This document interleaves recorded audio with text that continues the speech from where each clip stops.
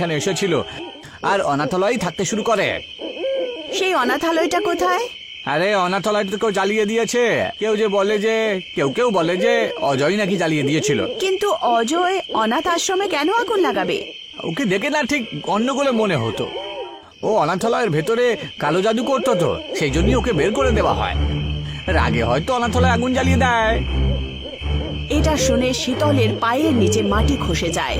এখন সে বিশ্বাস করে নেয় যে মাধবপুরের ভয়ঙ্কর ঘটনার পেছনে অজয়ই আছে। কিন্তু সে ভাবে যে সে এরকম কেন করছে, এটা করে সে কি পাচ্ছে। সীতাপুর থেকে ফেরত আসার পথে শীতল খুব ভয়ে ভয়ে ছিল। মাধবপুরে অন্ধকার একটা শয়তানি ছায়ার মতো ছিল। রাস্তা একদম খালি, কেউ ভয়ের চোটে বাড়ির বাইরে বেরোচ্ছিল না। শীতল বাড়ি পৌঁছায়, কিন্তু অজয় বাড়িতে ছিলই না। অজয়, অজয়! প্রধান নিজের তান্ত্রিকের সাথে বিচার বিমর্শ করছিলেন। কি হলো খুকি?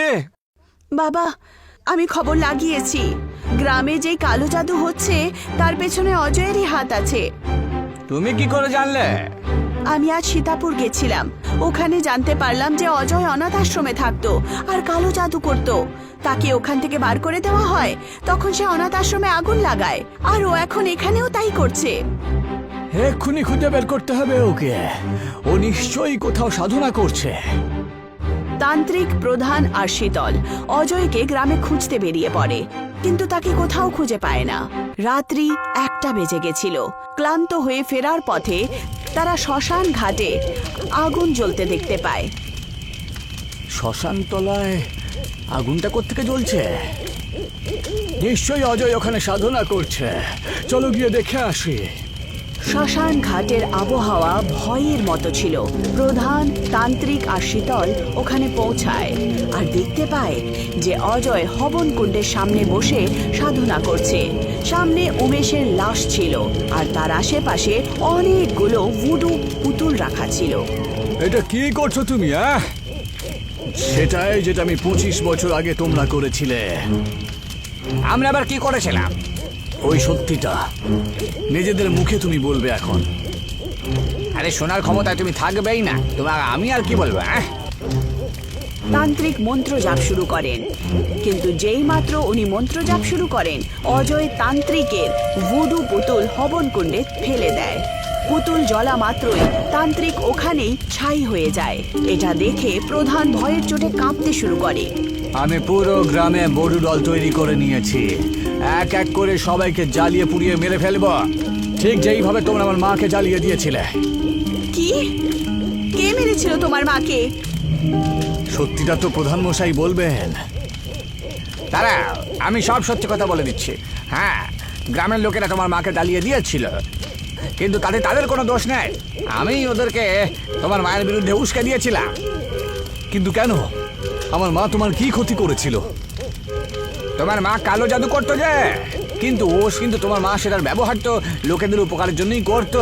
আমি তখন বললাম যে কয়েকজন লোককে মেরে দিয়ে তাদের সম্পত্তি আমরা নিয়ে নেবো সব, কিন্তু তোমার মা বারণ করে দেয়। মা তখন বলছিল যে নিজের বিদ্যার উপযোগ নাকি সবসময় ভালো কাজের জন্যই করেন।